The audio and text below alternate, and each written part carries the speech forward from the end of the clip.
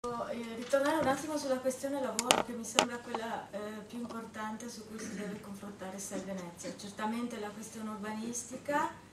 sicuramente la questione lavoro precariato giovanile, che è legata strettamente alla scuola e alla cultura, non perché riguarda l'ambito in cui mi occupo eccetera, ma ritengo sia una questione fondamentale anche posta da Vendola quando è venuto allo UAM.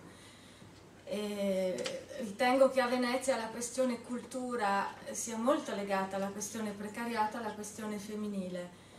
Per esempio, una cosa che ci è sfuggita, cioè per molti anni abbiamo dormito, cioè io stessa ho dormito, non ci siamo resi conto di quello che stava accadendo, della precarizzazione di tutti i lavori che hanno a che fare con la cultura. E comunque sono d'accordo anche con quanto diceva Marcus, cioè tutta la parte partite IVA, collaborazione a progetto eccetera va ripensata in termini più moderni, anche la libera professione o partita IVA, certo il lavoro si è evoluto, certo c'è bisogno di ripensare qualcosa di diverso e di nuovo. Io credo che su questo noi dobbiamo lavorare molto a Venezia, su questa questione e sulla questione del lavoro operaio, comunque come diceva lui. Sono le parti fondamentali. Su questo mi sembra abbia detto delle cose importantissime Vendola, lo UAV, cioè la sinistra si è fatta prendere, dentro la sinistra abbiamo il berlusconismo in questi sensi, la privatizzazione di enti pubblici che sono finte fondazioni private finanziate col denaro pubblico e che fanno quello che vogliono, si comportano come vogliono e che non è detto che in questo modo siano diventate più efficienti, spesso e volentieri non lo sono, oppure spesso e volentieri comunque non premiano la meritocrazia o cose di questo tipo. A Venezia è piena di esempi di questo genere. Penso che su questo dovremmo lavorare molto il prossimo anno, mi sembrano discorsi fondamentali per la parte giovanile, soprattutto per tutta questa marea di gente che si laurea in beni culturali e quant'altro. Per il nostro paese i beni culturali sono una miniera d'oro, sono il problema fondamentale, sono una fonte dove si potrebbe lavorare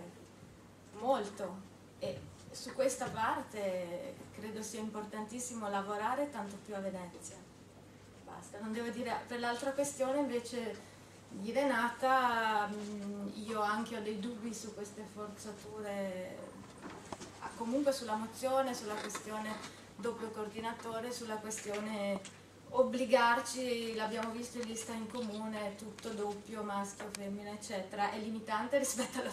tutta la questione omosessuale e quant'altro, ma per come è andata a finire anche con l'elezione comunale non è che poi ci ha portato dei risultati concreti, diciamo, per la rappresentanza femminile, probabilmente sono altri meccanismi, dobbiamo lavorare di più e il web ci permette, anche lavorando tantissimo, avendo tutti collaborazioni, doppi lavori, tripli lavori per tirare avanti, abbiamo pochissimo tempo per fare politica, pochissimo tempo per trovarci, abbiamo un'unica chance, secondo me, che è il web.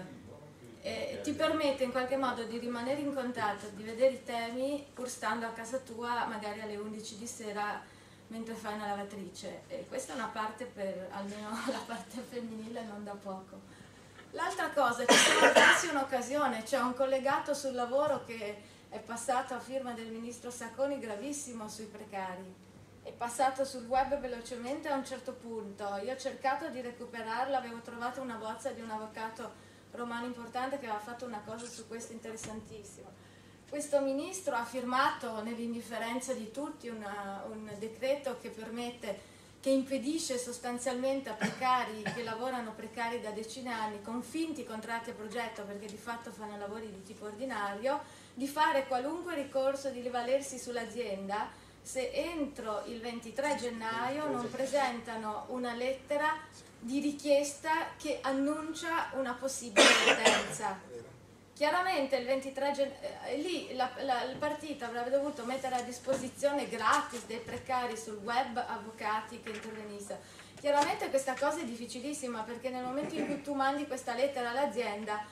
è stato scelto un periodo strategico tra dicembre e gennaio, i contratti di solito scadono a dicembre, riprendono a febbraio dei precari, così la maggior parte dei precari della cultura in questo periodo è senza lavoro. Se fa questa richiesta entro il 23 gennaio, presumibilmente non viene più preso poi.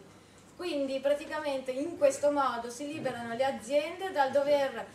assumere attraverso un'avvertenza, credo che Moreno lo sappia bene, gente che magari lavora da 10 anni e che poteva una volta non presa più sperare in un ricorso e perlomeno prendere qualche lira.